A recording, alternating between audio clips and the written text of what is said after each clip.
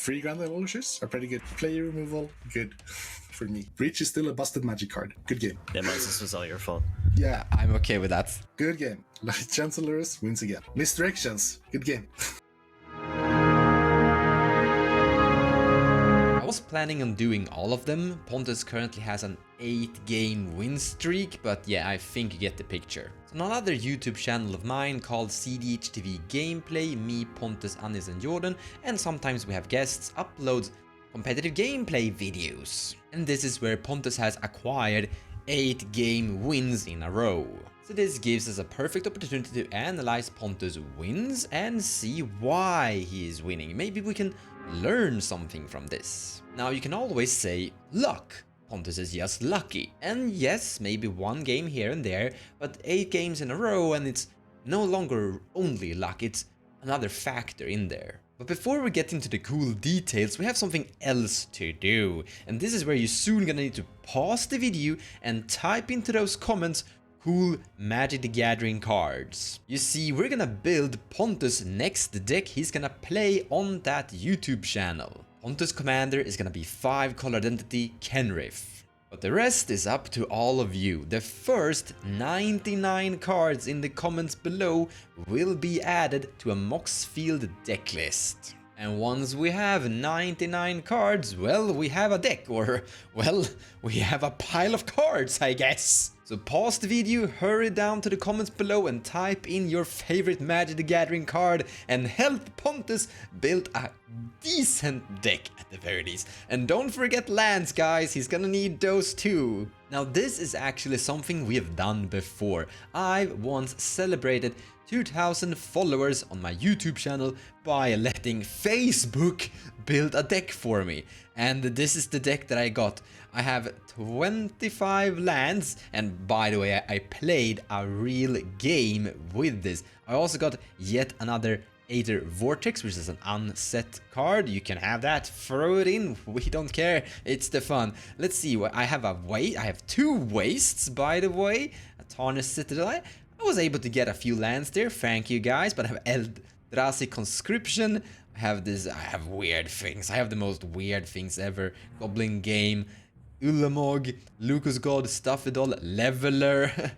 I don't know if I have a Fastest Oracle here, but I have a Leveler. I have a Prognathus, I have Ulamog, Emil the Blessed, and Dockside. So yeah, I have Dockside Emil, I can make infinite mana and win the game with KENRITH. Simple! Bottle Gnomes, yeah, we have some stuff here. And I proudly, without any fear at all, played that deck. Not versus a real cEDH, or kinda, but we look at it more like a casual game. Or like a very super strange game. Link in the description below of the video for this gameplay if you wanna take a look at that wonky stuff. Also, link in the description below of the video for this deck list if you for some reason wanna build this crazy stuff that's been built by 100 people and Facebook at random. Once again, the first 99 comments in the description below, which we probably already reached when you're looking at this video because it's gonna go pretty fast. I think it went really fast on Facebook, it was over like 20 minutes. But if you apply several different names of magic cards, none of your applications will be added to the list. Also, if you're adding duplicate, then that won't be added either. So only 1 card per person, and also the deck list that Pontus is gonna be playing is gonna be in the description below the video as well. And don't forget to give him lands, guys, but don't give him too many either. Alright, enough of that, back to the actual video. So here we have 7 of the games Pontus played, and I put his face on the commander that he actually played in that game, and you can see what his opponents were. So big takeaway here, guys, is the choice of deck Pontus is playing here. Here we have a game of Taisha, Kodama Sakashima, Selvala and me on Myra, and Pontus is winning the game with mono green Selvala. Pontus wins the game with Abaddon the Despoiler, Grixis Turbo Fast combo. Same thing again, Grixis Turbo Fast combo. Here he's playing Nayela, also a pretty fast turbo combo deck. Behind me here he is playing Dargo and Tymna, also a Mardu fast turbo combo deck. He's playing a 5-color, actually this is not really the real commander behind me here is Lurus, but still turbo combo Hermit Druid deck. Same deck again. He's winning with Lurrus, fast turbo combo, 5-color identity Hermit Druid deck. And I think you've realized a pattern here. He's playing very fast decks that are trying to win early in the game pretty much all the time. Now you could say two things here. Either turbo combo fast decks are the ones to play, and yeah, that's pretty much true, they are the ones to play. Or second, Pontus is just very good at that specific archetype. But if you look around up there, that's me on Yoda, I'm playing cEDH, and I'm also playing Paco, and those are some of my core decks that I am really good at, and yet I wasn't able to win. For example, this pod here, Pontus is the only one playing a fast deck.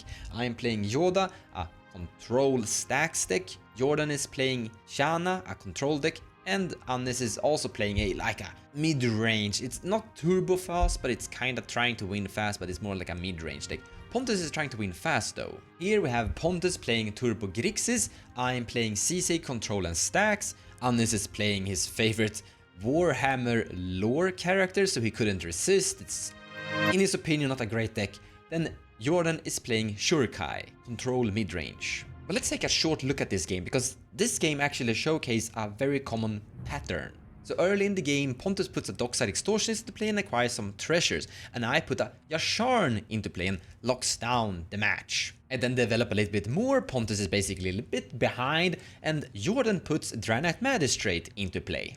I answer by using Drown in the lock and kill the Draenei Magistrate. I then put cEDH into play and I pass the turn with a cEDH activation available. Jordan then interacts with Out of Time, basically a board wipe, sending all of my stacks creatures away for good. I respond by activating cEDH and find Teferi with the plan of removing that enchantment back to Jordan's hand and regaining all of my creatures. The Out of Time won't remove Teferi. But so far I've only talked about me and Jordan, I've never mentioned Pontus. See, all creatures goes away. The board state is now clean and Pontus resolves a mnemonic betrayal, and from here he assembles a win. See, the first point, choosing good decks. He's playing decks that aren't commander-centric. He's playing cEDH decks with whatever commander. But then he avoids getting hate. Now sure, he's receiving a few hate pairs here and there, but in the end, people like me and Jordan are sitting and interacting with each other, and Pontus just leaning back saying that this is a very terrible game, I don't know what to do, and then suddenly he gets an opening, he sees a window, an opportunity to win, and he takes the window.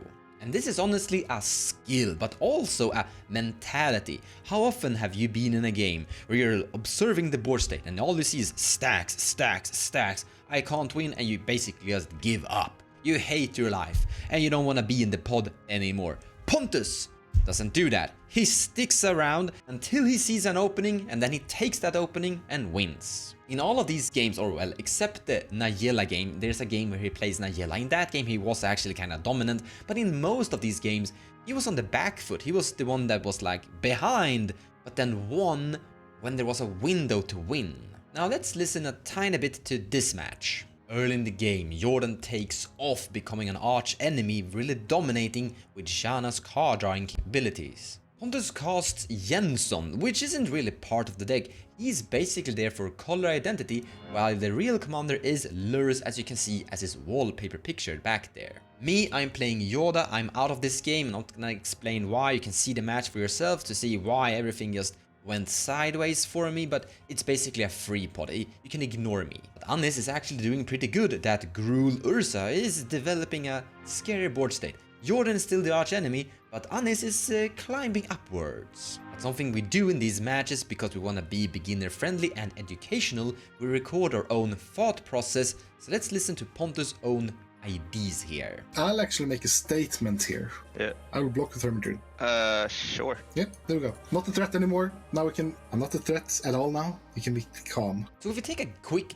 glance at the board state here, Pontus has a Grand Abolisher and a Hermit Druid in play, and that's very scary. You wanna kill the Hermit Druid or the Grand Abolisher here. But then Pontus blocks with the Hermit Druid and makes a statement. I'm not the threat, guys. Stop worrying about me. But then, in secret, he says this to the audience, that we can't hear. So based on table talk, I think that worked. As you can see my hand, see, this is just a bait. I do this to pull a threat from myself and then win on my turn with the postmortem launch. It's pretty simple, pretty straightforward. It seems like they took the bait. It seems like they think I'm salty and throwing the game for myself, which it's not false. If they don't kill me or my board state, I just win on my turn. And that's exactly what happened. There's a Kiki-Jiki over there that's also very scary that we kind of want to interact with, and that was pulling some hate, so to say. But then Pontus got his turn and he was able to win with his post-mortal lunge and the Grand Abolisher being in play, reanimating Hermitude and win on the spot. So if we look at what I've written so far, avoid hate, he was able to do that. And he created an opening, he created a window that he could win from, even though he was on the behind. He was like Jordan and Anis were pretty dominant and were probably gonna win that match, and everyone's eyes were at those guys, which basically meant that no one was aiming at Pontus that much. I guess a big takeaway from this video is that if you're playing against Pontus and he's salty and he's saying I'm losing, he's probably winning. So if Pontus is suffering in your match, make him suffer more. But all of this basically comes together from the point number 1 there, choosing that good deck, that turbo fast combo deck that Pontus is so good at playing with. Here he becomes the back foot, he becomes the weak deck because all of the stacks cards are making him unable to play the game. But eventually the stacks players are starting to turn on each other and start to interact, and then suddenly he finds that window. I'm gonna add one more thing here. Number 4, solve the puzzle. Let's look at this game where Pontus is playing mono green Selvala, not a Grixis turbo combo deck, not a 5-color turbo combo deck, a mono green or still turbo combo deck though. And I really think you should listen to this. Okay, I should have practiced this deck more. I don't understand cards. Okay, I'm gonna be honest. I don't know this deck. It was actually more or less a request deck. People challenged him to play something different. And by the way, I'm challenging him to play something really different. What I said in the beginning of the video. That will be fun. But game kicks off and it's business as usual. Pontus gets his Selvala into play turn 2, which is actually pretty scary if you know Selvala. And he receives hate, proper hate, Gilded Drake, by Rhetoric stealing Selvala, and that's actually really scary because that's an thsi that will make Selvala tap for an enormous amount of mana. And it's all typical Pontus, suddenly out of the game again. But being ignored, he still figures out a way to win the game from nowhere without his commander. And that was a lot of puzzle solving. And this was the first time he actually played Selvala as well. Cast this Ashaya. Wait, are you like actually winning here? I don't know, man. I'm just trying my best. I think you're winning here. You see, number 3 and 4 here kind of comes together. Being able to figure out how you can win with different kinds of situations in different kinds of pods, but also seeing the perfect window for when to go for it. And Pontus is just really good at that. And doing that with a deck that he doesn't actually play, like this once again was his first time ever playing Selvala, kinda proves that skill. And you take this skill into your mulligan where you're trying to figure out a hand that can solve that puzzle. First 7, no lands. Otherwise, almost good actually. But yeah, no lands makes this hand not a great keep, so I lose 6-7. Also, this deck mulligans really well. So speaking of mulliganing well, this hand is fine. It's not actually great. It is a turn 1 Dargo into maybe a turn 2 Fire Giant's Fury. Going 3rd, that's not great. I don't actually have mana for the Adnos. I would probably keep this on like a 5 or something. No white mana for Esper Sentinel is the actual nail in the coffin though. If I had like a white land, I might have just kept this. But yeah, without a white land to cast the Esper Sentinel turn 1, I think this is just too all in for a second 7.